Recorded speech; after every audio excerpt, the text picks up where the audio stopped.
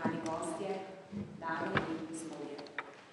Dobrodošli na predstavitvi najodmevnejših raziskovalnih dosežkov Univerze v Ljubljani v letu 2016. Ob tej priložnosti še posebej pozdravljam ministrico za izobraževanje, znanost in šport, doktorico Majo Vatovec-Brinčič in podžupana Mestne občine Ljubljana, gospoda Dejana Crneka. Današnji dogodek je prvi v nizu tradicionalnih dogodkov tedna Univerze v Ljubljani, ki se uvršča med 3% najuglednejših univerz na svetu. Leta 2019, natančneje 3. decembra, bo praznovala že svoj 100. rojstni dan.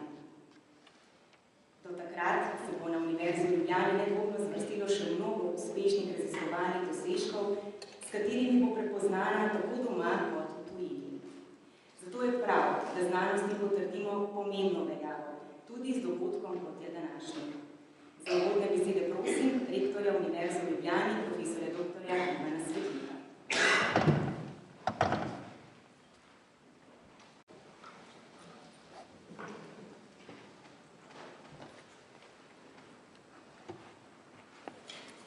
Spoštovana gospa ministrica, podžupan, spoštovani nagrajenci, nagrajenke, oziroma raziskovalci in raziskovalke, ki ste bili izbrani za predstavitev najodmevnejših raziskovalnih dosežkov, kolegice in kolegi, dragi gosti. Letos Univerza v Ljubljani praznuje 97-letnico svojega delovanja. In prav je, da tudi letošnje praznovanje začnemo s predstavitvijo odličnih raziskovalnih dosežkov.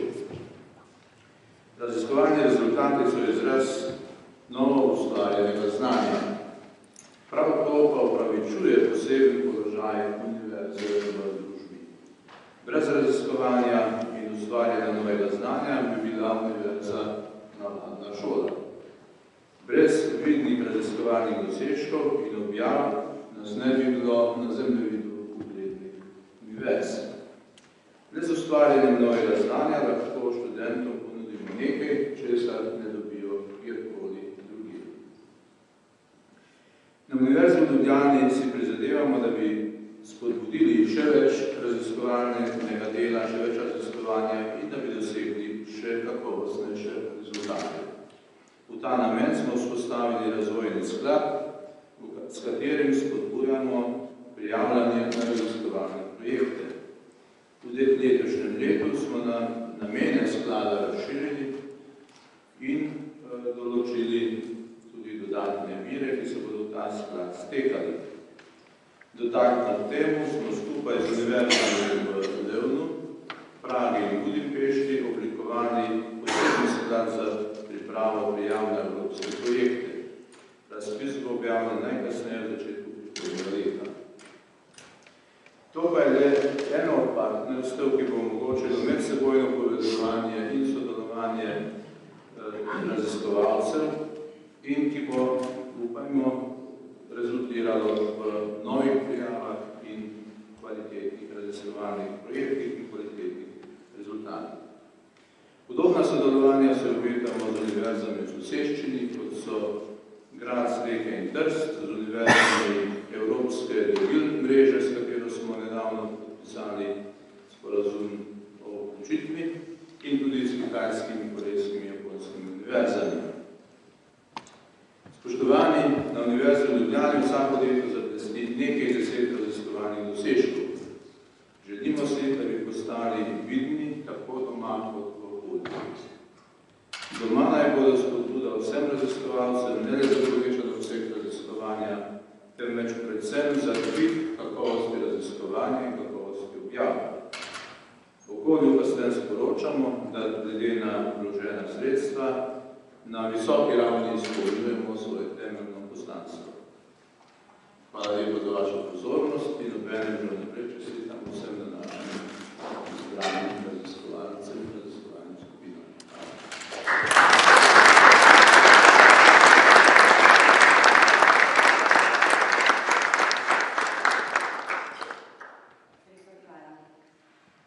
Čast mi je napovedati letošnjega osrednjega govorca, rednega profesorja, predstojnika laboratorija za biokibernetiko in namestnika predstojnika katedre za biomedicinsko tehniko na Fakulteti za elektrotehniko zadnjih 20 letih se osredotoča predvsem na preučevanje in uporabo elektroporacije v medicini, biologiji in biotehnologiji. Med njegovimi številnimi nagradami je tudi priznanje ambasador Republike Slovenije v znanosti. Je tudi častni član Evropskega združenja za medicinsko in biomedicinsko tehniko in znanost. Govorniški oder vabim profesora doktorja Damjana Miklavčiča.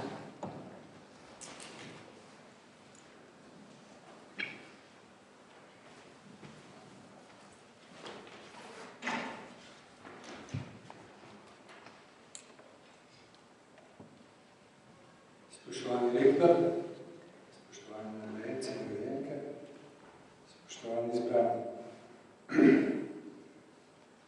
Danes je dan za praznovanje. Začenjamo pravzaprav cel teden praznovanja, teden univerze. Takšni dnevi, kot je današnji, so pomembni za univerzo in raziskovalce, pedagoge, ki smo na univerzi zaposleni, a me nekoliko spominjajo na živalski vrt. Ko gremo na obisk v živalski vrt, vidimo živali, ki jih običajno ne vidimo, in zato jih zanimanjem in navdušeno opazujemo in občudujemo. Žal malo po odhodu iz živalskega vrta na njih pozabimo.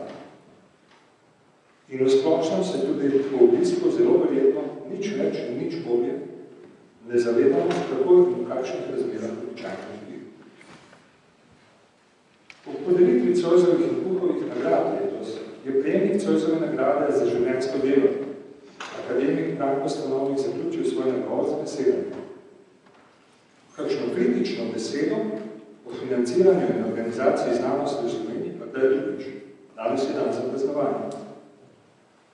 Žal se z njim ne mora strinjati. Javnost nam namreč prisluhni le poredko in mislim, da moramo kritiko, naša hotenja in pričakovanja jasno izraziti takrat, ko pritegnemo njihovo pozornost. Takrat, ko so ponosni na naše uspehe in dosežke. Zato bom to priložnost izkoristil ta namen, morda pa nas uslišili. Pogoji za raziskovalno delo v Sloveniji in na univerzi niso najbolj rožni. Vendar nam kljub temu uspeva. Nagrajenci in prejemniki priznati svojimi raziskovalnimi dosežki in odmevnimi objavami to vsako leto dokazuje. Lahko bi rekel, kljub relativno nizkemu financiranju, večinoma slabi in zastareli infrastrukturi in podpori. To nam uspeva z vztrajnostjo, iznajdljivostjo in sodelovanjem.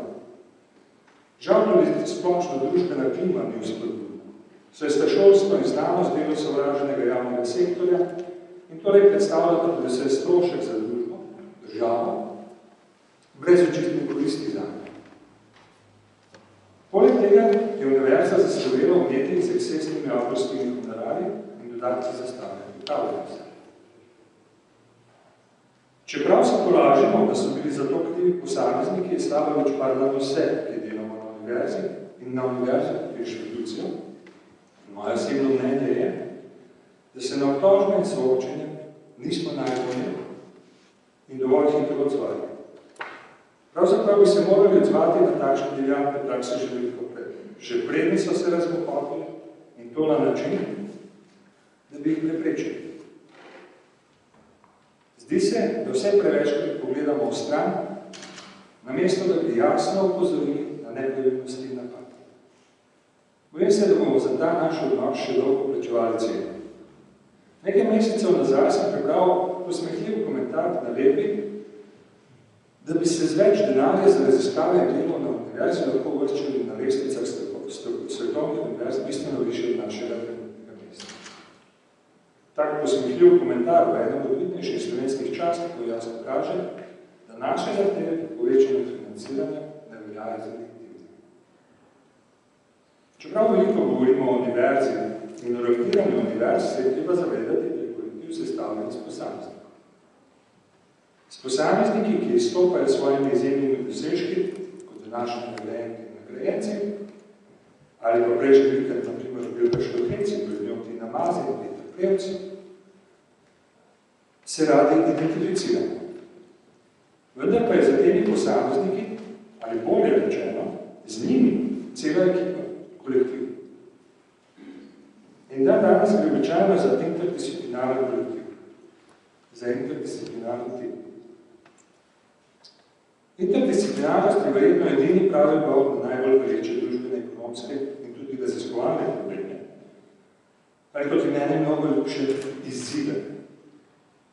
Interdisciplinarnost se prepričanje potrovala tudi večini, če ne kar vsem prepoznanim, najodmevnejšim raziskovalnim dosežkom Univerze v Ljubljani v 2016. Pa vendar, interdisciplinarnost zadene na institucionalne okvire povsod po svetu, tudi v Sloveniji in tudi na našem univerzi. Interdisciplinarnost se spotakno okvira na vseh nivojih, od katedre do senata. Številne prepleke srečamo na vsakem pravu. Habilitacije, izbira predmetov na nematičnih fakultetah, da ne govorimo o financiranju in zdrževanju pritičkov, ki je goji Agencija za raziskave Republike Slovenije zagotavljamo praktično nespremenjenih razmerih financiranja med vedami in področji znotraj bližnjih desetletij.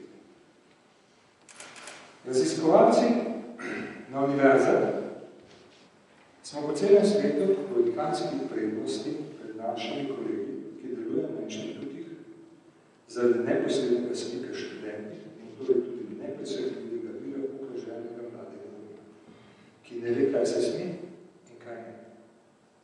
Samo mladi, ne rečem predrzni mladi, ob mentorstvu najboljših raziskovalcev, pedagogov, ki so močno vpeti v mednarodno mrežo, bodo sposobni reševanja najtežjih raziskovalnih in tudi perečih družbenih problemov, s katerimi se srečujemo in se bomo z njimi srečevali v prihodnosti.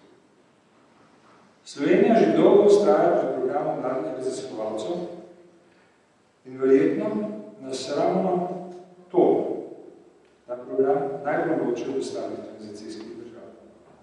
Na ta program moramo biti ponosni in tudi mladi raziskovalci so bistveno prispevali in še prispevajo k mestnemu odličnemu raziskovalnemu delu na univerzi in se prepričani. So sodelovali tudi pri večini današnjih najodmevnejših raziskovalnih dosežkov. Žal so se sredstva za znanost v Sloveniji po letu 2010 drastično znižala in se še ne povečuje, in verjetno bo preteklo še kar nekaj let, preden se bomo vrnili na raven financiranja v letih pred krizo. Pa čeprav je kriza, po vseh ekonomskih kazalskih minila že kar nekaj časa nazaj. Zato je veliko mladih po zaključku študija primorano oditi v tujino in si tam nabrati izkušnje ter vzpostaviti stike za nadaljnje sodelovanje je seveda nujno in koristno. Vendar pa se je potem treba vrniti domov, v domovino. Zato bi rad pozdravil prvi poskuse ministrstva, ki poskuša privabiti mlade strokovnjake, doktorje znanosti, da se izkline potem vrnejo domov. Ampak 3-letni projekti bodo težko privabili mlade nazaj. Vsaj 5-letne projekte jim moramo ponuditi. In predvsem jasno vizijo, kaj in kako naprej v teh 5 letih oziroma v teh letih. Raziskovalno delo je tek na dolge proge. Rezultati žal niso dosegljivi čez noč in poti do rešitev znanstvenih problemov niso vedno črpni. Rezultati pa ne očitno podajo. Pri raziskavah elektroporacij, s katerimi se ukvarja že 25 let, lahko povem, da je od prvih poskusov do uvedbe in uporabe v kliniki preteklo že skoraj 30 let. Znanost in raziskovalci torej potrebujemo dolgoročno in stabilno financiranje. Vsaka prekinitev ali zmanjšanje financiranja lahko na raziskovalno delo vpliva pogubno. Ponoven zagon in vzpostavitev raziskovalne skupine pa je velikokrat celo nemogoče. Takšen financer je lahko samo država. In država bo morala tudi univerzi priznati ustanoviteljske obveznosti ali najti drug način financiranja in priznati avtonomnost razporejanja teh sredstev. Da bo tudi tako zagotovila nemoteno raziskovalno delo na univerzi. Skoraj smo že pozabili namreč, da je raziskovalno delo pogoj za poučevanje in učenje na univerzi. Tudi zato moramo na univerzi urediti status in položaj raziskovalcev. Veriženje pogodb za določen čas, zaposlovanje od projekta do projekta ni spodbudno za mlade človeka, ki si želi ustvariti družino. Kaj še je za nekoga, ki ima družino in mora zagotoviti ekonomsko in socialno varnost? Mogoče je ena izmed možnosti tudi zmanjševanje pedagoških obremenitev najbolj obremenjenih in bolj enakomerna porazdelitev pedagoškega dela. Zmanjševanje pedagoške obremenitve za naše najboljše in najvidnejše raziskovalce pa jim omogoči tudi bolj intenzivno raziskovano delo, še boljše, še bolj odmevne dosežke in torej posledično tudi višjo uvrstitev univerze na svetovnih lestvicah. Ta praksa se je že prijela na nekaterih članicah univerze, no, vsaj na naši fakulteti, v manjši meri in v mandatu sedanjega dekana. Tako bo naprej. Delo študenti, njihovo vključevanje v razvojno in raziskovalno delo je pomemben ključ do uspehov, ki mislim, da mu namenjamo premalo pozornosti. Veliko študentov si želi dela na konkretnih problemih. Reševanje problemov bistveno prispeva k poglobljenemu učenju in doseganju poglumu in marcalno hierarhično višjih znanj in ciljev, ki nam brez tega niso dosegljivi. Seveda takšno delo študenti zahteva bistveno večji angažman ter več pedagogov in raziskovalcev. Izboljšati moramo torej razmerje pedagog-študent, za kar pa nam seveda pridobiti več sredstev. Naš glavni proizvod v pedagoškem procesu, ki temelji na raziskovalnem delu, je ravno diplomatika. Tega se premalo zaveda javnost, tega se premalo zavedamo in premalo poudarjamo tudi sami. Večina strokovnega kadra v Sloveniji, visoko strokovnega kadra v Sloveniji, se je šolalo ravno na naši univerzi. Od nas javnost in gospodarstvo pričakuje tako rekoč instant rešitev njihovih problemov in nemalo da slišimo, kako neuporabno da je znanje, ki ga proponujemo in kako podjetja nimajo velike koristi od nas. Pozabljajo pa, da je visoko izobražen kader, ki ga zaposlujejo in na katerem temelji tudi njihov razvoj, večinoma diplomiral ravno na univerzi v Ljubljani. Res pa je, da financiranje temeljne znanosti in visokošolskih izobraževalnih programov ni smiselno, če rezultatov družbene znanosti. Zdi se mi, da ravno ta del še prenos, ali mogoče bolj pretok znanja in kadrov v gospodarstvo in zakaj ne tudi iz gospodarstva na univerze. V zadnjih letih je univerza že storila nekaj pomembnih korakov. Od urejanja ravnanja z intelektualno lastnino, ustanovitvijo univerzitetnega inkubatorja, inovacijskega razvojnega inštituta, kariernega centra in razvojnega sklada, ter spodbujanje neposrednega povezovanja s podjetji, vendar je možnosti še veliko. Poleg dodatnega denarja pa moramo predvsem na tej poti ustrajati. Med podjetji in univerzo moramo zgraditi medsebojno zaupanje, skupni jezik in spoštovanje.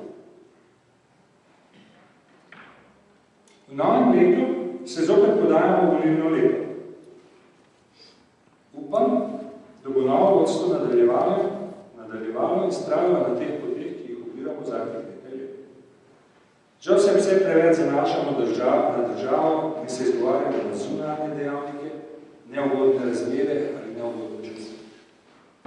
Ne gre spregledati, da je nestabilnost politike verjetno edina njena stalnica.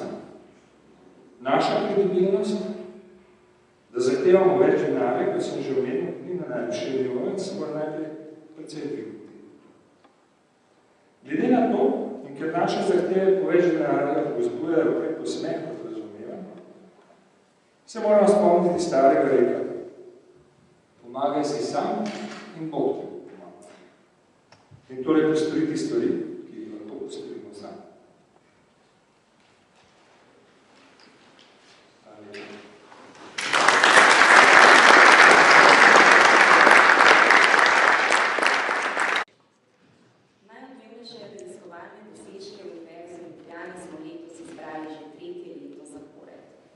Zato, da smo nanje lahko še posebej ponosni in izberemo v takšno priročno knjižico. Letos jo je uredil gospod Samo Kranec, sicer pa ste jo vsi ob prihodu na današnji dogodek tudi prejeli.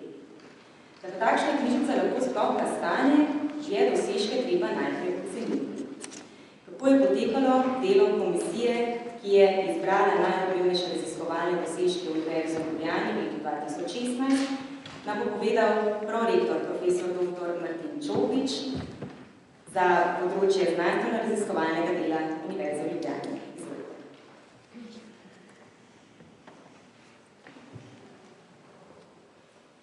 Spoštovana gospa ministrica, spoštovani podžupani, spoštovani raziskovalci zbor. Veliko veselje je, da lahko letos spet predstavimo 10 najodličnejših raziskovalnih rezultatov Univerze v Ljubljani. Posebej še bi rad omenil to, da smo letos kot univerza prvič prejeli napredni projekt Evropskega raziskovalnega sveta, profesora Tomaža Kusena, ki je danes med nami. Spomniti se moramo, da te projekti so tisti nekako odraz najodličnejše znanosti, ki v Evropi imamo. In dovolite mi, da izrabim ta trenutek, da nekoliko to pokomentiram. Slovenska znanost je po številu raziskovalcev in po številu objav torej na prebivalca visoko v evropskem vrhu, po drugi strani pa kaže najodličnejši rezultati, torej recimo najbolj citirani članki, tam smo pa pod evropskim povprečjem. In torej to pomanjkanje odličnosti je najbolj glavni razlog, zakaj vendarle nimamo teh najodličnejših rezultatov, recimo projektov Evropskega raziskovalnega sveta, pač primerno število. Za nas bi bilo primerno ne cifro, kot imamo v Sloveniji trenutno, ampak vsaj 5-krat toliko. Očitno imamo težave z odličnostjo in jaz mislim, da poleg seveda sredstev, če me vas razgovorimo, je velik del odgovornosti tudi na našem sistemu ocenjevanja znanosti, tako v sami agenciji, ker se agencija sicer seveda trudi za izboljšavo kriterijev, kot tudi na sami univerzi, pri tem, kakšni so naši akreditacijski postopki. Mnogo preveč nagrajujemo veliko število povprečnih člankov in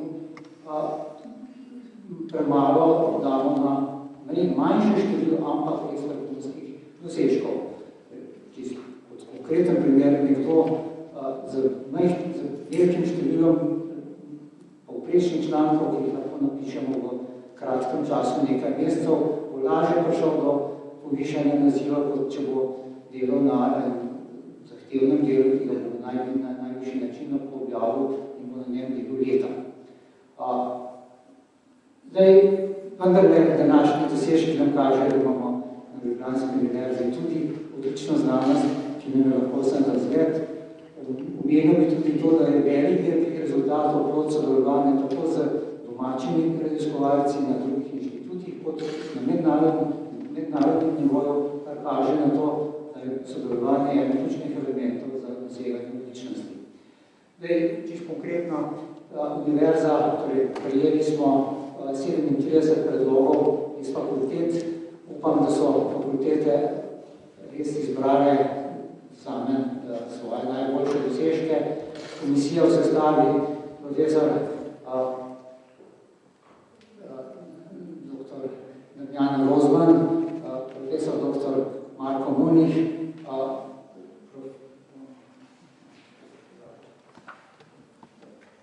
profesor dr. Maja Bučar in jaz smo pač tukaj po najboljših močeh izbrali 10 takih del, ki so po eni strani pač kazala največje znamenje odličnosti, po drugi strani pa tudi tako zgodbo, ki je zanimiva za širšo javnost in seveda, ki je poleg odličnosti tudi kaže rezultate, ki bi tegnem pač biti koristni tudi za širšo skupnost. Jaz vsem izbrancem čestitam za odlično opravljeno delo in želim, da bi še naprej uspešno delali. Hvala lepa.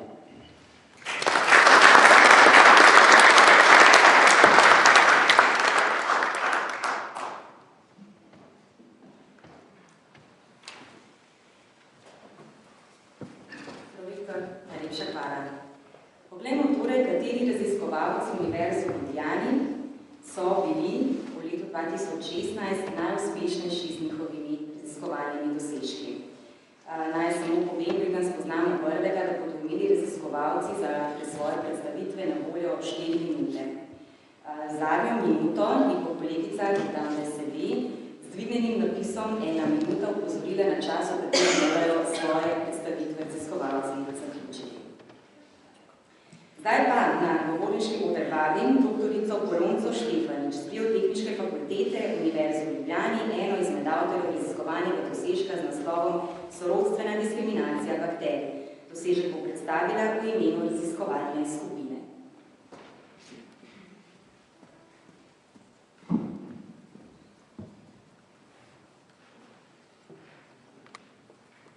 Spoštovani, čast mi je, da vam predstavim naš dosežek, in sicer sorodstveno diskriminacijo pri bakteriji Bacillus subtilis.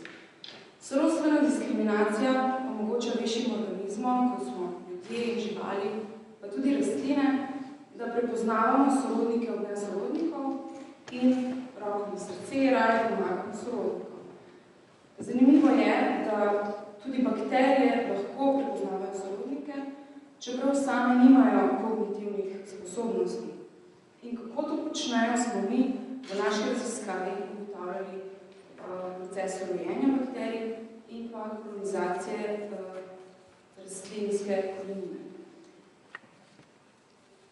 Kaj pa je rojenje? Verjetno ste se vsi spoznali že s temi slikami, sploh tisti, ki imate vinograde, ste se mogoče v tej sliki zdrznili, ali pa ste bili na kakšnem potovanju in ste opazovali rojenje rib.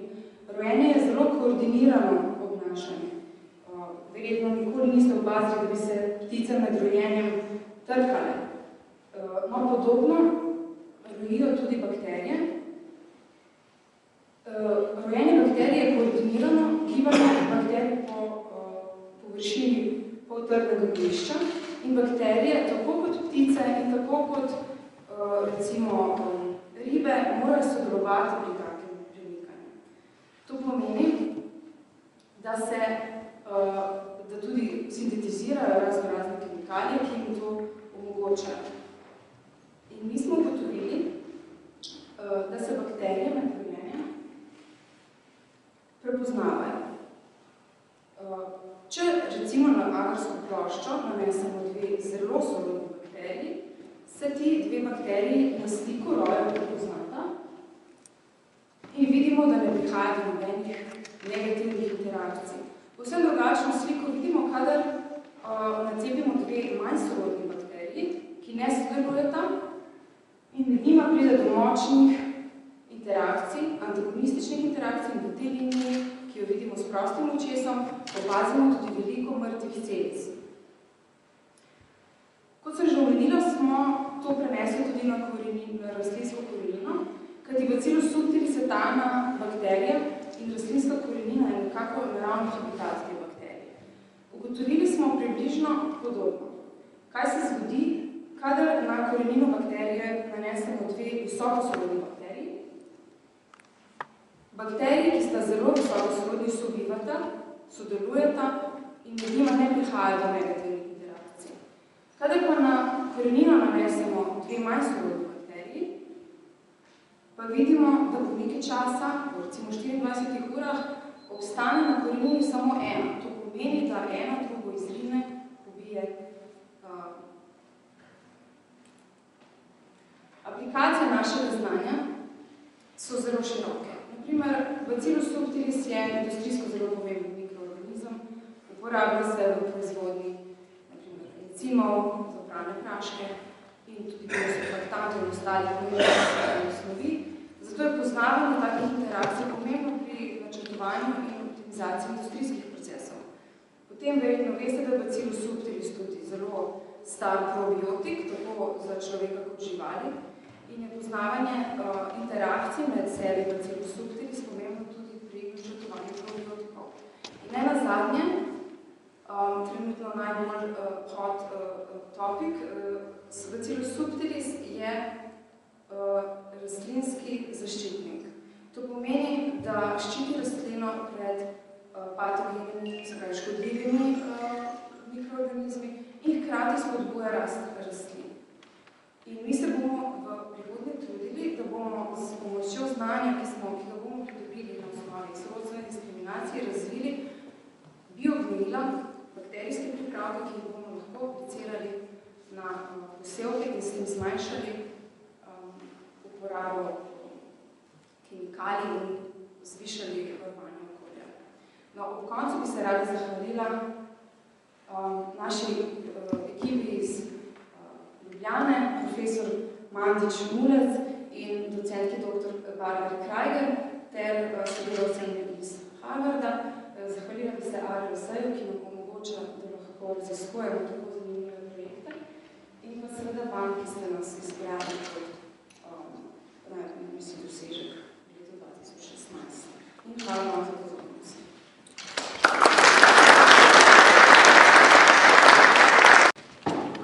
Naslednji najodmevnejši raziskovalni dosežek ima naslov Dejavniki vpliva na investicije v energetsko učinkovitost in čiste tehnologije. Empirična analiza slovenskih predelovalnih politik.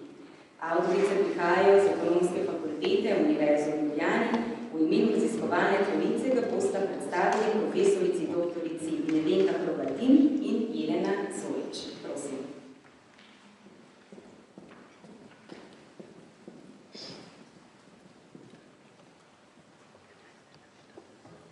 Spoštovani rektor, spoštovani vsi prisotni. Naša raziskava je nastala v okviru programske skupine ARRS, ki jo tudi vodim, in poleg naju je v raziskavi sodelovala tudi kolegica profesor Nives Dolšek iz Univerze Washington, ZDA. Energetska učinkovitost je Evropska unija postavila v zadnjem zimskem svežnju energetske zakonodaje na prvo mesto. Mednarodna energetska agencija pa jo prepostavlja kot prvo gorivo 21. stoletja. Industrija je bila v preteklosti najbolj zaslužna za zniževanje energetske intenzivnosti v Sloveniji. V naši raziskavi smo se oslonili na teoretsko vrzel v energetski učinkovitosti, ki se kaže v tem, da je na voljo veliko energetsko učinkovitih tehnologij, vendar zelo zaostaja njihovo uvajanje v prakso. Te tehnologije pa niso samo energetsko učinkovite, ampak so tudi ekonomsko učinkovite, kar pomeni, da se industriji splača uporaba teh tehnologij. Številni avtorji so poskušali teoretsko prepoznati vzroke za to vrzel in jih klasificirati v različne kategorije, med katerimi so zlasti ekonomske dejavnike, vključujoč tudi značilnosti podjetij, ekonomske ovire, ki jih povzročajo napake v delovanju trga, obnašalni in organizacijski faktorji. Po drugi strani pa so se oblikovale tudi taksonomije spodbujevalnih dejavnikov, med katerimi so poleg omenjenih kategorij zelo pomembne tudi energetske politike. Seveda so med spodbujevalnimi dejavniki v kategorijah prisotni tudi dejavniki pri ovirah. Mi smo se naslonili na ta teoretska spoznanja in proučili tudi vrsto empiričnih študij, da smo na osnovi tega oblikovali izhodišča za našo raziskavo. V naši raziskavi smo proučevali dejavnike, ki vplivajo na investicije v energetsko učinkovitost in čiste tehnologije, in sicer na vzorcu panelnih podatkov podjetij iz predelovalnih dejavnosti v obdobju 7 let.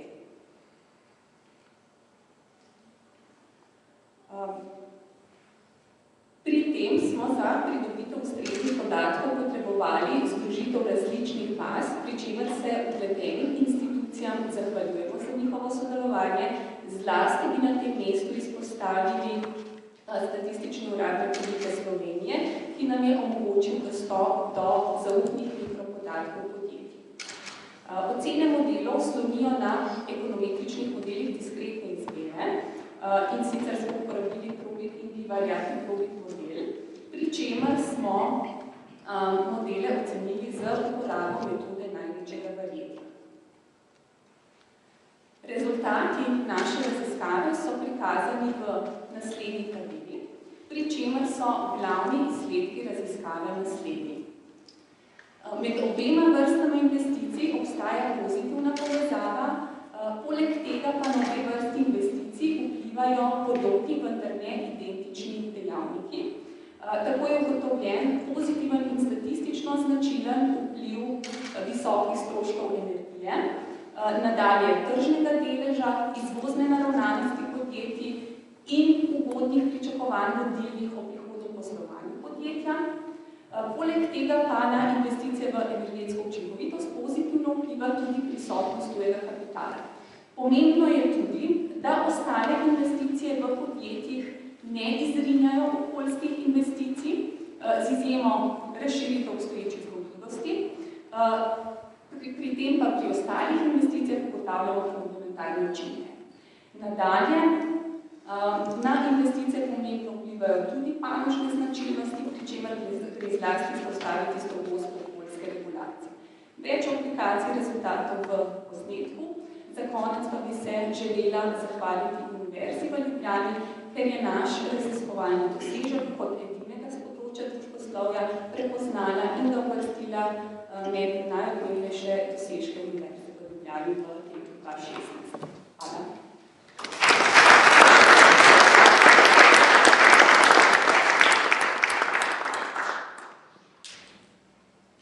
Raziskava se torej nadaljuje, jaz pa na govorniški oder že vabim docenta doktorja Žigo Špicina z Fakultete za elektrotehniko Univerze v Ljubljani.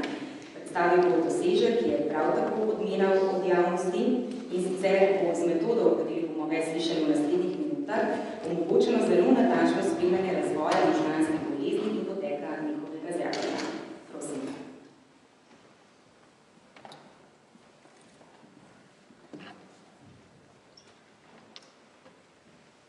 Pozdrav, spoštovani rektor, spoštovani prisotni.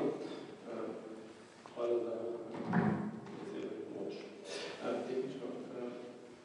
Predstavljam delo svojih sodelavcev, raziskovalcev v laboratoriju za slikovno tehnologijo, v katerem se ukvarjamo z analizo medicinskih slik in sicer podpodročje, ki ga s svojimi sodelavci obravnavamo, področje avtomatske analize magnetno-resonančne preiskave. Zakaj je to področje pomembno, nekaj večkrat motivirano z nekaterimi podatki Svetovne zdravstvene organizacije in sicer Svetovna organizacija je v bistvu objavila podatke, katerih kaže, da 30% vseh let invalidnosti, kar je eden od pomembnih parametrov pri vrednotenju vpliva posamezne bolezni na družbo, da 40% vseh let invalidnosti doprinesejo možganske, nevrološke mentalne bolezni. In kar je mogoče še bolj alarmanten podatek, je seveda ta številka 800 milijard evrov, ki se na primarni, sekundarni, terciarni ravni v Evropi na leto porabi za obravnavo bolnikov s temi boleznimi.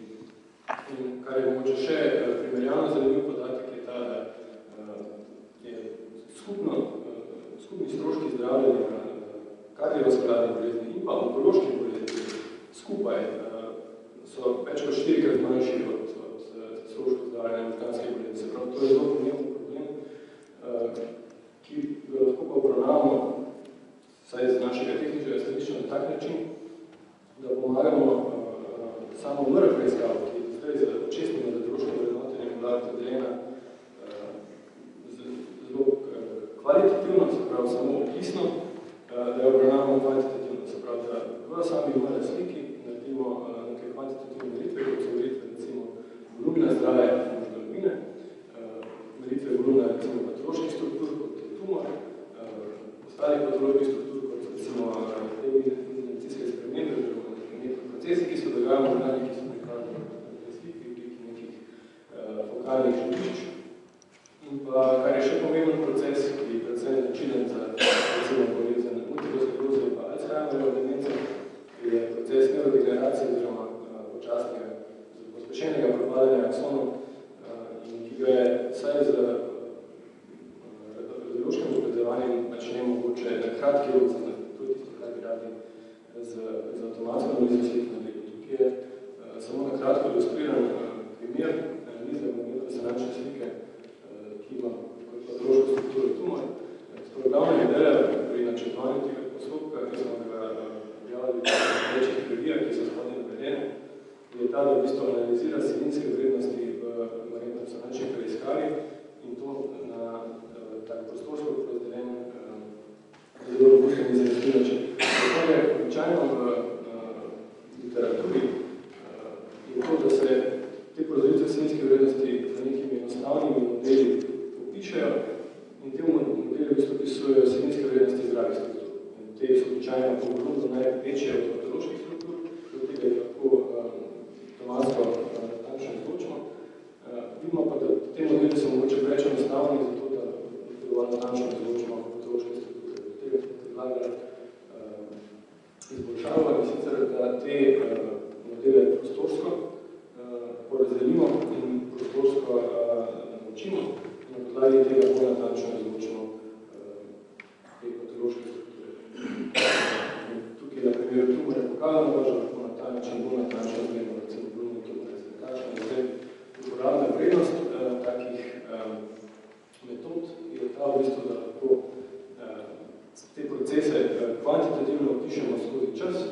In tukaj je en primer prikazan grafa na desni strani zgoraj, ki v bistvu kaže normaliziran volumen celotne vodovine glede na starost posameznike. To so zdravi posamezniki, to ta graf so pač za analizo 600 moram preiskav zdravi posamezniki pridobili. Tukaj že opazno, da možgani, ko se pač staramo, ko se tudi leta 20, 80 leta starosti, počasi krče, se pravi, da je prisoten proces neurodegeneracije že pri zdravih osebah. Seveda, v ta graf lahko za neko novo preiskavo pišemo, kje se določen posameznik nahaja, glede na populacijo.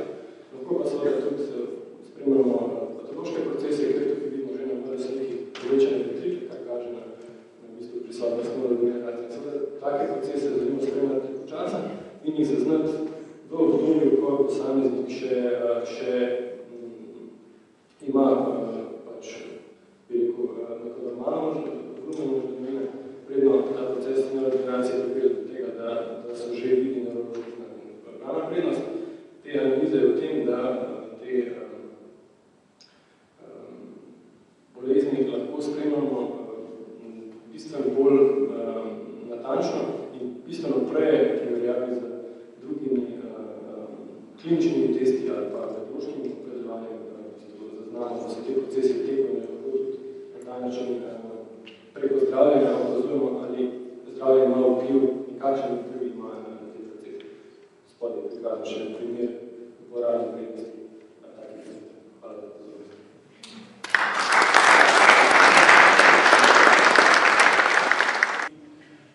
Z obetavnim odkritjem za izboljšanje zdravljenja avtoimunskih in vnetnih obolenj ter raka se lahko pohvalijo raziskovalci s Fakultete za farmacijo Univerze v Ljubljani. V imenu raziskovalne skupine ga bosta predstavila profesor dr. Stanislav Bobec in docentka dr. Martina Bobec. Izvolite.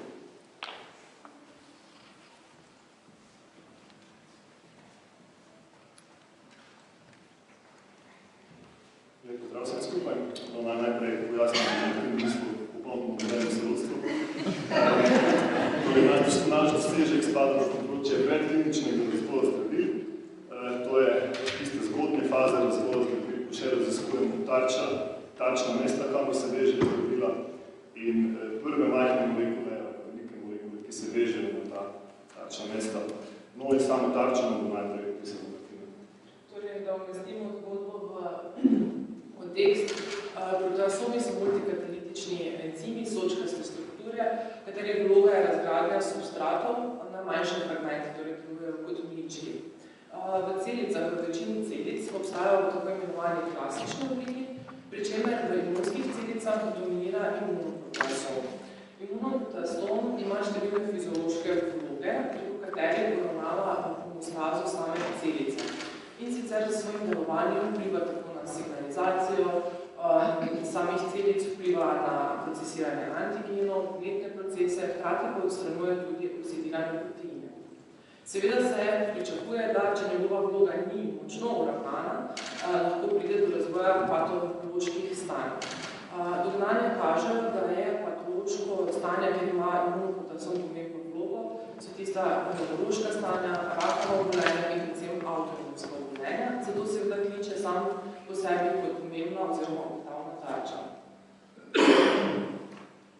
Do sedaj znane iz operacije imunoproteasoma so imeli glavne aktivne strukture. To pomeni, da jih kot tarča ne moremo uporabiti v tablete, ker po želodcu takoj pride do njihove razgradnje na posamezne gradnike, ki je prikazano na tej sliki. Zato smo mi že na začetku naše raziskav tako načrtovali razvoj, da smo odstranili to peptidno strukturo in se osredotočili na drugačne molekule, ki nimajo tega problema razgradnje. Moj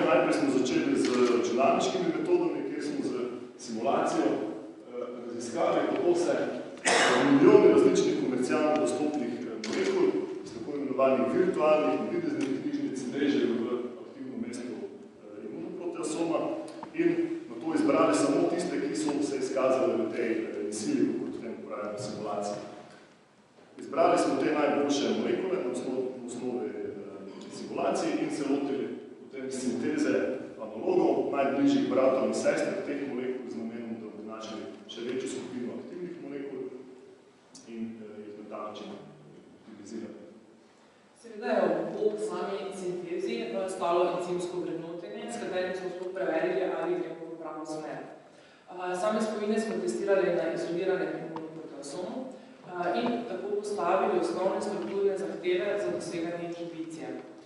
Dobili smo nabor spojin, ki so delovali na nizko nanomolarnem območju in te spojine smo nadalje potem tudi prelotili za njihovo selektivnost.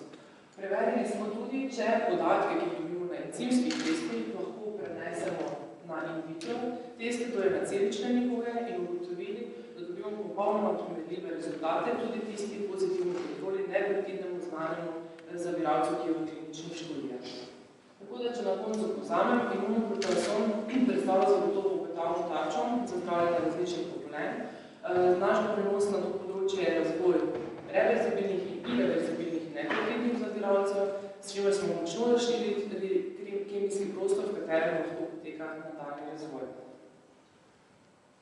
Še zahvala. Vse raziskave v tem dosežku so bile opravljene v Sloveniji, večino imamo fakulteti za farmacijo v dveh manjših skupinah, torej skupini profesor Nimerič Leščani in moje skupine. Posebej moram seveda izpostaviti prva dva vredna avtorja, torej Martin Bobec in Izidor Sosiča. In moram se dotakniti še odličnega nagovora profesora Miklavčiča. Mogoče je pozabil dodati, da takšne presežne odkrite kot je tale so lahko dosežene samo v večjih skupinah in v tej skupini so predvsem podoktorski raziskovalci. Inštrumentov za financiranje podoktorskih raziskav v Sloveniji praktično ni. Tu je več podoktorskih raziskovalcev kot jih v celi Sloveniji, ali pa se financira na enem razpisu. Nažalost, tudi zaradi tega so večinoma že v službi v industriji, hvala Bogu, imamo dobro industrijo, ki jih je seveda takoj zaposlil, tisti, ki pa ostajajo, so pa na verižnih pogodbah. Jaz upam, da jih bomo ohranili na kakršenkoli način še naprej in bomo dosegli prebojne dosežke. Hvala za pozornost.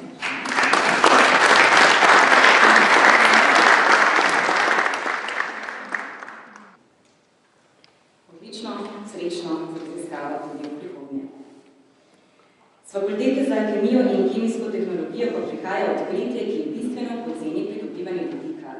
Dosežek bo predstavil docent dr. Boštjan Černurjo.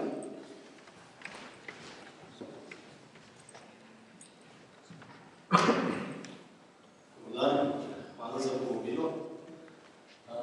Motivacija, zakaj se ukvarjamo z sistemi za konverzijo energije, temelji na tej sliki. V osnovi poznamo dva vodna cikla, in sicer naravnega, katerega vsi poznate, ki je preko sonca in dvigovanja potencialne energije vode s hidroelektrarnami dobimo električno energijo.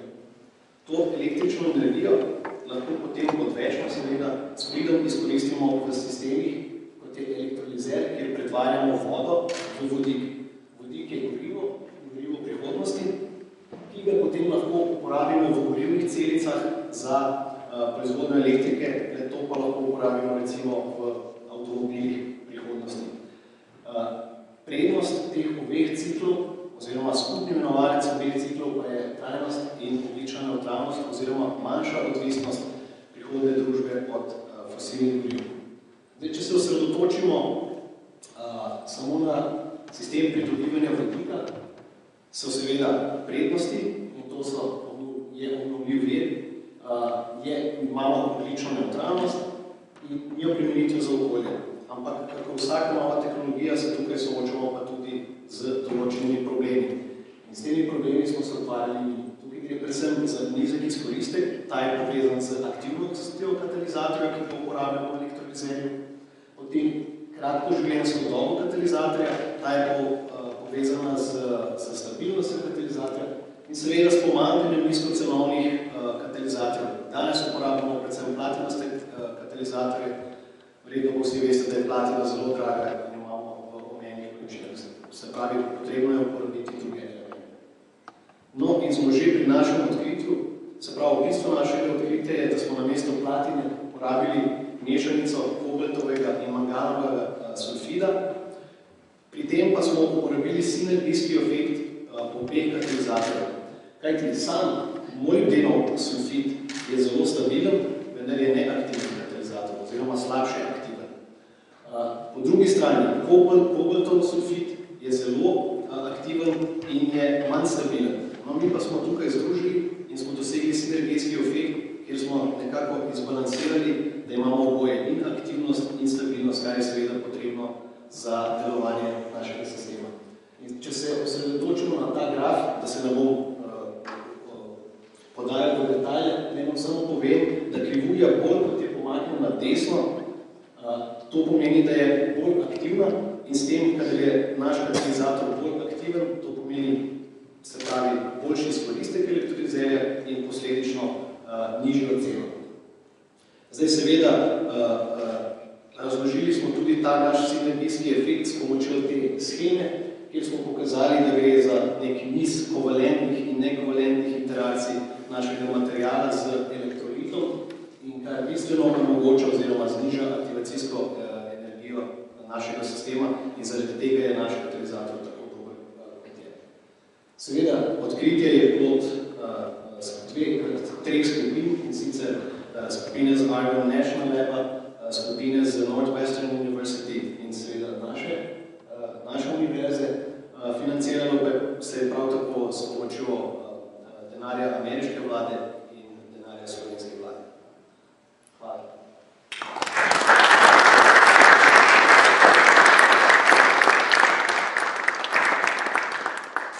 Najlepša hvala, Ani Bezbec in Zali Javornik.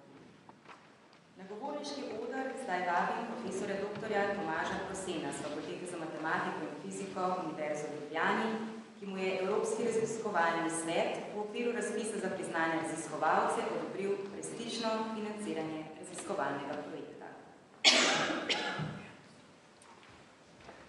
Hvala, spoštovani rektor, spoštovana ministrica, spoštovani podžupan, dragi gosti. Veseli mi je, da ste me povabili sem. Čeprav je zdaj gre tukaj za dosežek podatkov naravi zaščitnega razpada ravno skupino dosežkov, ki se tu predstavlja. Vsem za sebe kratko predstavil. Moram reči, da je bil še posebej vesel, ko je Evropski raziskovalni svet moj projekt izbral. Prav zaradi tega, ker imam občutek, da je v zadnjih letih se odličnost znanosti meri predvsem po vrednosti aplikacij, ne posebnih aplikacij, kot ta znanost, ta raziskovanje. Zdaj, v mojem primeru pač gre za neko negativno raziskavo, ki za posredno negativno raziskavo, morda za zelo posredno. Predvsem gre za pridobivanje novega znanja na področju neravnovesne statistične fizike in metodologija dela je zelo matematično in formalno naravna. Tako da je zelo težko tole predstavljati v nekem ljubnem smislu, na kratek rok, ampak bom raje mogoče par zelo splošno frazo uporabil, da bom ilustriral, zakaj gre.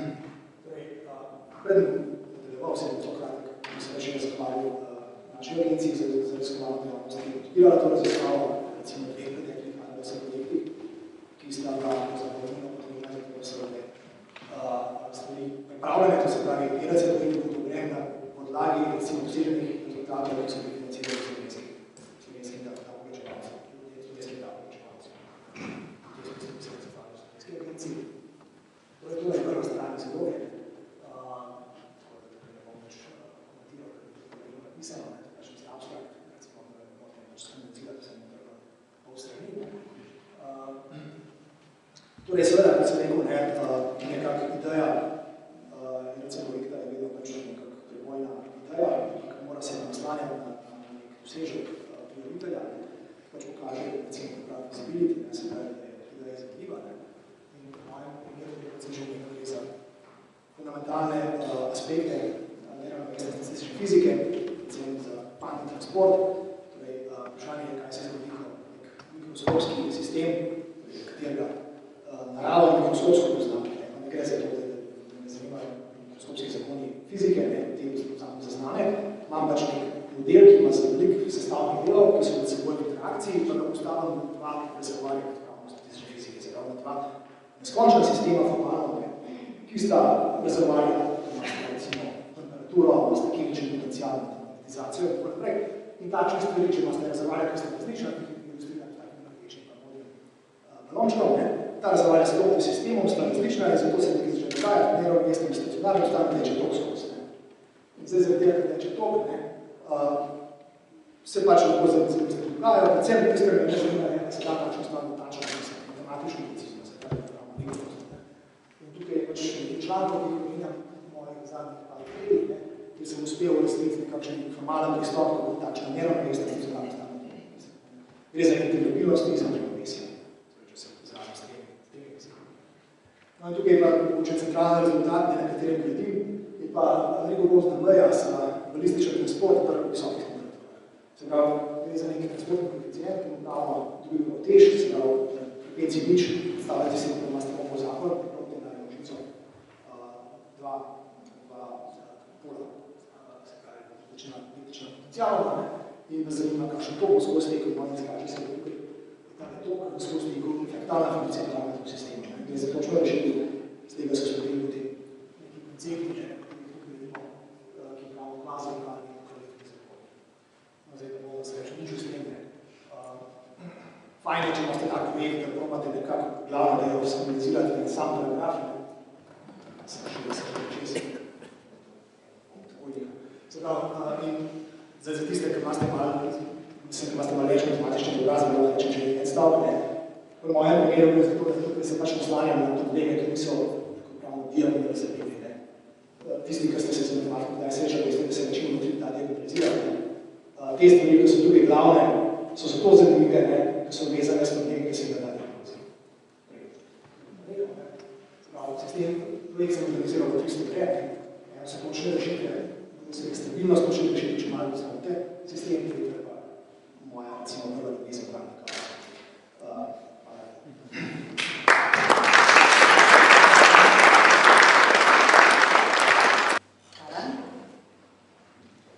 Na Fakulteti za strojništvo Univerze v Ljubljani so odkrili inovativni termodinamski model za simulacijo pogonskih sistemov vozil v realnem času. Predstavil ga bo njegov avtor, profesor dr. Tomaž Takrašnik. Spoštovani, torej bom kar začel z motivacijo. Motivacija izhaja iz postopka razvojnega procesa in torej v smeri bomo ali v zgodni virtualne faze, ki se dejansko nastaja kako izdelek, snujemo, kupujemo topološko in v tej fazi seveda nimamo dovolj volitev. Torej, kaj pomeni? Kaj si želimo v teh fazah? V teh fazah si želimo visoko natančnost simulacijskih modelov, visoko stopnjo individualnosti, kar pomeni, da modeli morajo biti mehanistično osnovani in kratke računske čase, da lahko izvedemo veliko število simulacij. Sedaj kasneje se pa preselimo na drug del, torej validacijske faze, tukaj pa skrajšam dejansko, da bi ključno to, da modele vključujemo v tako imenovano hardware loop koncept, kar pomeni, da morajo nujno teči v realnem času. In iz tega se zdaj pojavlja izziv.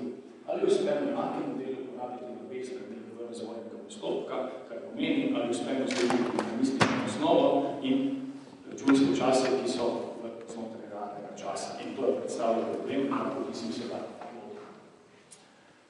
Torej, nekako, če pogledamo zdaj topologijo takšnega pogonskega sistema vozila, predstavljamo hibridni pogonski sistem. Tradicionalno smo vsako takšno komponento modelirali z stacionarno mapo, ki bi seveda bila naprej izmerjena, kar pomeni stopnja individualnosti takšnega modela je bila nič. In seveda to smo nekako rešili tako inovativno, tako da smo razvili termodinamski model simulacijskega modela motorja, ki je mehanistično osnovan, hkrati pa omogoča izračune v realnem času.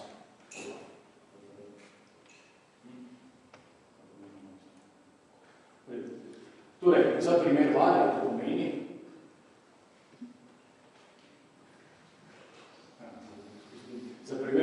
pomeni, da izračunavamo termodinamske postavke.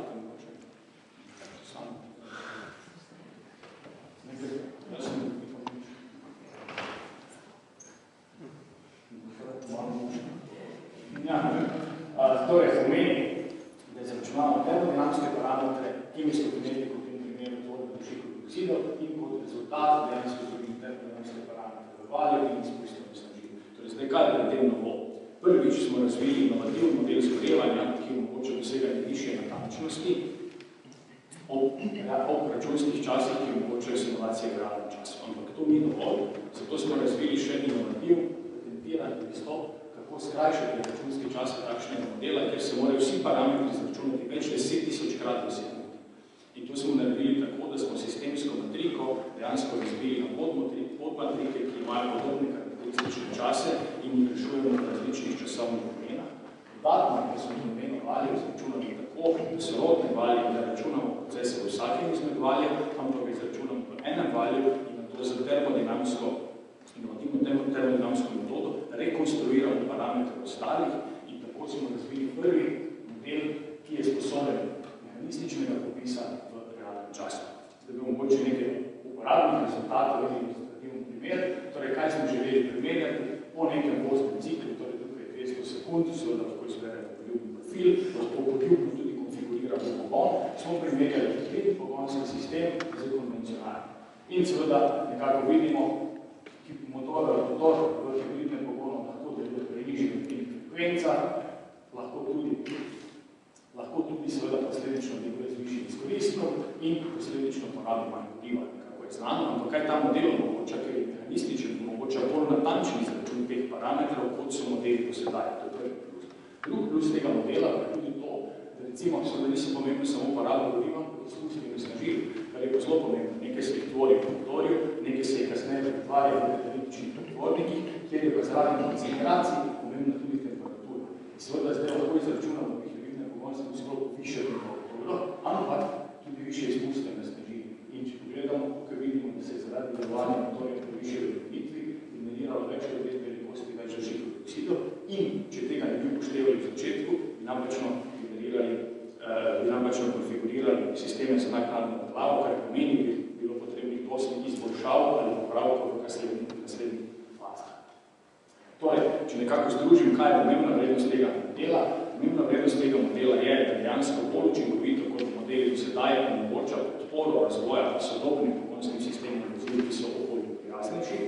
Torej, rezultati se nekako združujejo v podeljeno mednarodno patentno prijavo nekaj kvalitetnih publikacij, ampak še bolj pomembno to, da je tak model že integriran v profesionalno simulacijsko orodje vodilnega svetovnega proizvajalca teh orodij in da se že uporablja v razvojnih oddelkih določenih proizvajalcev vozil. Posledično so tudi raziskave večinoma financirane za tuji neposrednim industrijskim denarjem. Kot konec moram povedati, mi smo tisti, ki bomo do konca zagovarjali motorje, to je nekako lep epilog, nekako smo že gledamo naprej in intenzivno delamo tudi na simulacijah vljivnih celic in baterij, tako da ne bomo ostali v prejšnjem stoletju. Hvala za pozornost. Hvala lepa in srečno naprej. Na govorniški oder zdaj vabim profesorico doktorico Tatjano Avšič-Župan z Medicinske fakultete Univerze v Ljubljani. V imenu raziskovanja skupine bo predstavila dosežek, ki ste ga v medijih mnogokrat že slišali, gre za odkritje povezave med virusom Zika in mikrocefalijo. Tako prosim.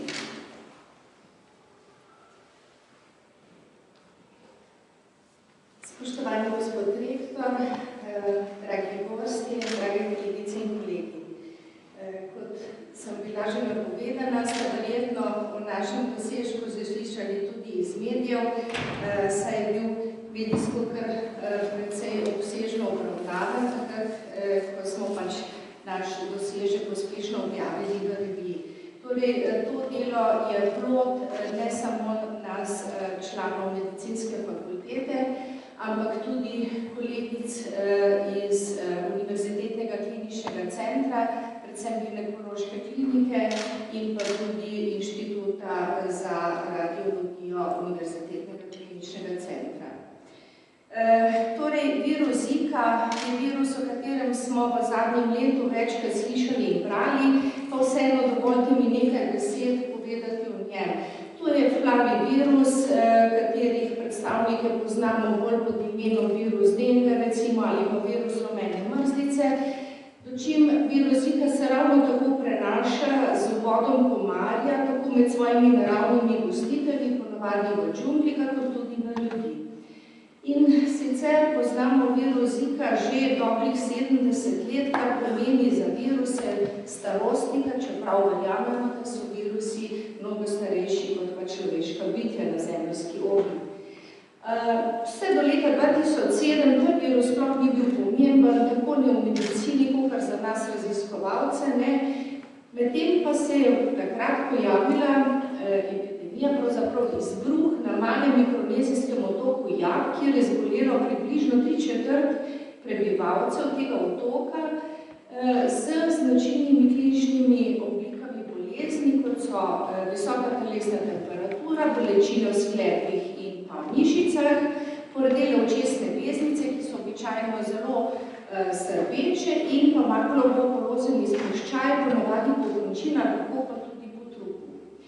No, še vedno ni bilo nobenega zanimanja za ta virus in bolezen, ki jo povzroča, do tega, da so naslednjih nekaj let pojavila malo večja epidemija na otokih francoske Polinezije, kjer je zbolelo 70% prebivalstva in že takrat smo poslušali poročila, da lahko bolniki po okužbi z virusom Zika zbolijo za posledicami, kot je Guillain-Barré sindrom, pač nevrološki zaplet in tudi dvem materam, ki so bile okužene s tem virusom Zika, so se rodili otroci, ki so bili ravno tako okuženi. No, seveda pa je glavno pozornost vseh nas povzročila velika epidemija virusa Zike, ki se je pojavil v državah Latinske Amerike, predvsem v njeni največji članici, to je v Braziliji, leta 2015. In sicer se je povezala ta epidemija z velikim številom otrok, ki so se rodili z poškodbami možganov, torej z majhnimi možgani. No, nihče se ni upal o tem govoriti, ali je res kakšna povezava med virusom Zika in pa mikrocefalija, kot imenujemo, te majhne možgani in poškodbe, dokler ni naša raziskovalna skupina imela priložnost raziskati nosečnico, ki se je v 3. mesecu nosečnosti okužila z virusom Zika, kajti živela je v Braziliji in ko je nekako v 8. mesecu nosečnosti opravila ultrazvočne preiskave in magnetno-resonančne preiskave, kot smo danes slišali, zelo pomembne, se je ugotovilo, da ima otrok zastoj v rasti, da ima plod majhne možgane, majhno glavico in kalcinacije tako v posteljici kot v glavici. No, mati se je zaradi slabe prognoze za tega otroka odločila za medicinsko pokojeno prekinitev nosečnosti in seveda v takih primerih je potrebno upraviti tudi avtopsijo. Avtopsija je pokazala, kot vidimo na levi strani, možgančke tega ploda, ki so popolnoma seveda majhni, nimajo nobenih možganskih vijuk, vidimo kalcinacije, kar govori za nerazvitost možganov, predvsem možganske skorje v primerjavi z desno stoječimi možgani.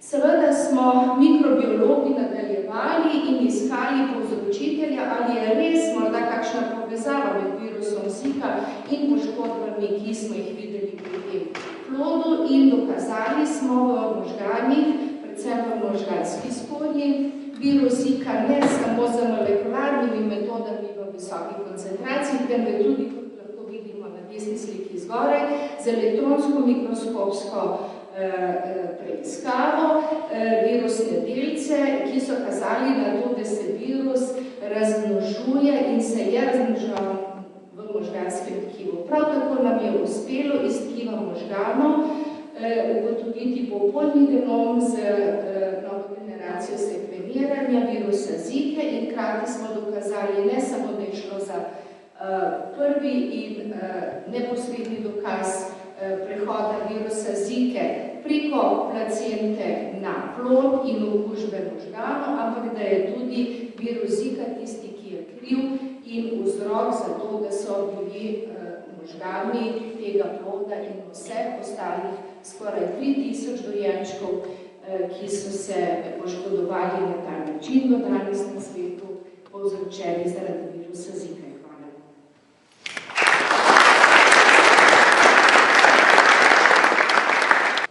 Hvala lepa, še enkrat. Zdaj pa se za nekaj minut z medicinske fakultete selimo na naravoslovno-tehniško fakulteto Univerze v Ljubljani. Doktorica Jelena Vasiljević nam bo v imenu raziskovalne skupine predstavila razvoj novega postopka oblikovanja večfunkcionalnega, visokopravno obstojnega anorgansko-organskega hibridnega filma Solgel. Spoštovani, v svojem imenu ter imenu naše raziskovalne skupine se zahvaljujem Komisiji za raziskovalno delo, kar je izbrala naš raziskovalni dosežek za enega izmed 10 najodmevnejših dosežkov Univerze v Ljubljani v letu 2016. Predstavila vam bom nov postopek oblikovanja večfunkcionalnega filma Solgel za dosego hkratne superhidrofobnosti, samočistilnosti, protimikrovnosti in povečanje stabilnosti polimernih substratov. Ta raziskovalni dosežek je nastal v sodelovanju naše raziskovalne skupine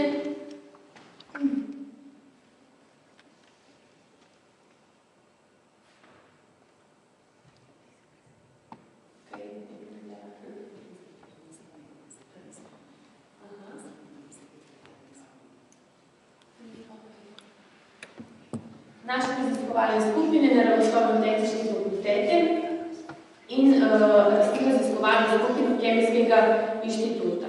Delo je finančno podprla Javna agencija za raziskovalno dejavnost Republike Slovenije.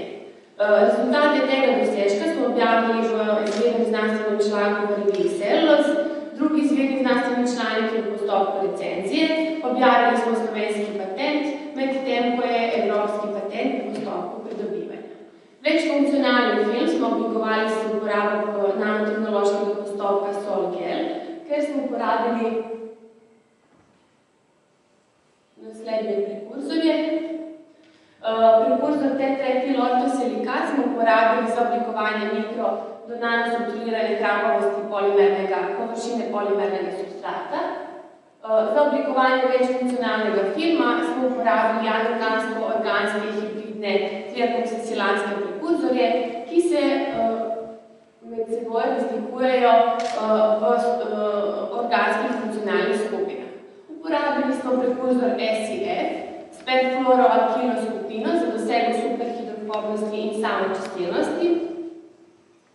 Prekurzor SIP, ki v svoji strukturi vključuje fosfor in dušik za dosego ognjevarnosti, in prekurzor SIQ, ki v svoji strukturi vključuje kvaterno-amonijevo skupino za dosego protimikrovnosti.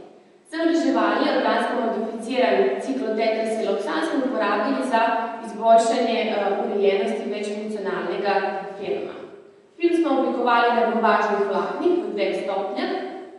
V prvem koraku prve stopnje smo izvedli površinski nanos predhodno sintetiziranih 200 nanometrskih delcev SiO2. Modifikacijo krapavosti površine substrata smo nadaljevali s sintezo nanodelcev in situ v prisotnosti tekstilnega substrata. In v drugi stopnji postopka smo na površini substrata oblikovali večkomponentni, večfunkcionalni film z uporabo epimolarnega sola hidroliziranih anorgansko-organskih hibridov. S pomočjo razvitega postopka nam je uspelo spremeniti visoko hidrofilno površino celuloznega substrata v superhidrofobno in samočistilno. Prosim, če lahko kliknete na.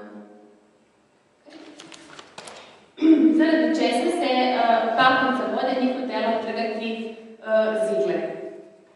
Zaradi prisotnosti kvaternih amonijevih skupin je oblikovan film tvoril biobariero z odlično protibakterijsko aktivnostjo. Poleg tega je za film bila tudi značilna pasivna protibakterijska aktivnost zaradi nizke adhezivnosti površine. Oblikovan film je tekom termične degradacije tvoril zaščitno bariero v kondenzirani fazi, kar je omogočilo zvišanje termooksidativne stabilnosti lahko bodljivega celuloznega substrata, kot tudi popolno ustavitev tlenja. Oblikovan večfunkcionalni film je bil visoko stabilen tudi po večkratnem pranju, kar je izjemno težko doseči in takšnih rezultatov v literaturi še nismo zasledili. Hvala za pozornost.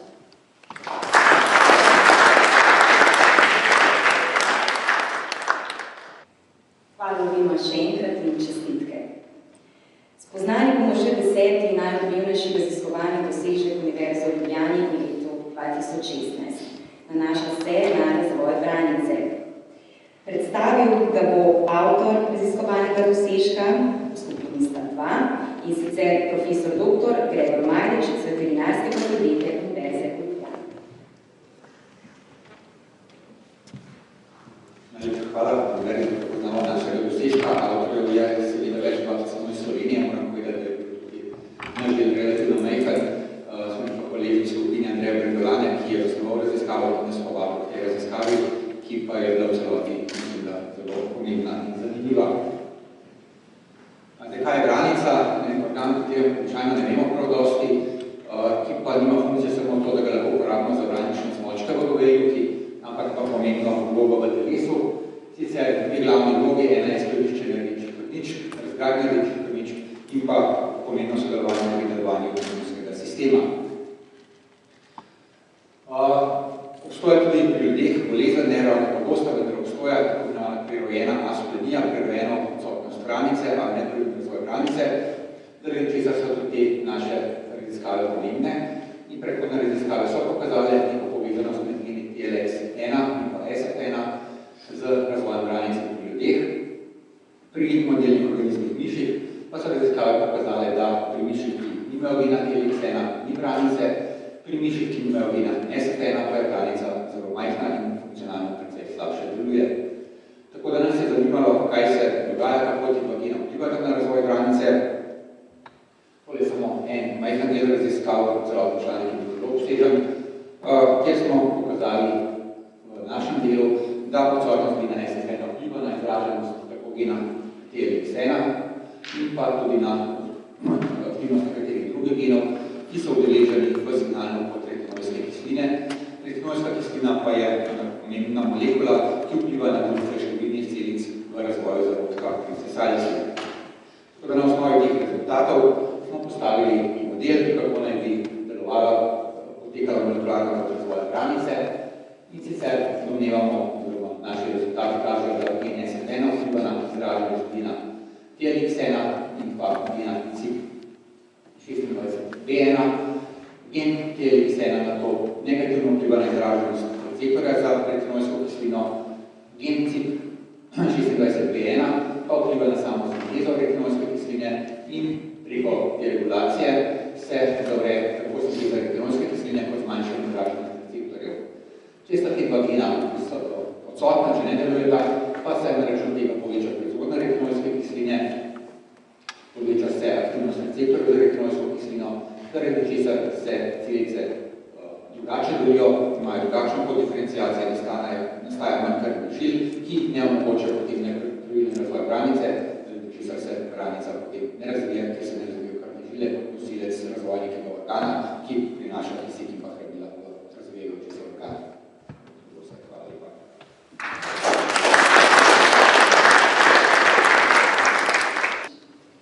Naj se torej raziskave vlaga, se jih spodbuja in naj se jih spoštuje. Danes smo bili priča vsemu dobremu, kar lahko prinesejo za razvoj naše družbe. Spoštovani gostje, dame in gospodje, sodelavci, sodelavke, smo pri koncu današnjega dogodka. Spoznali smo vseh 10 najodmevnejših raziskovanih dosežkov v Ljubljani v letu 2016. Najlepša hvala avtorjem za vaše predstavitve in seveda hvala vam, dragi gostje, za udeležbo, s katero ste pokazali, da vam je področje raziskav pomembno.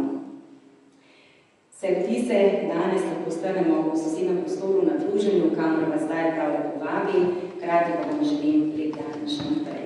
Najlepša hvala.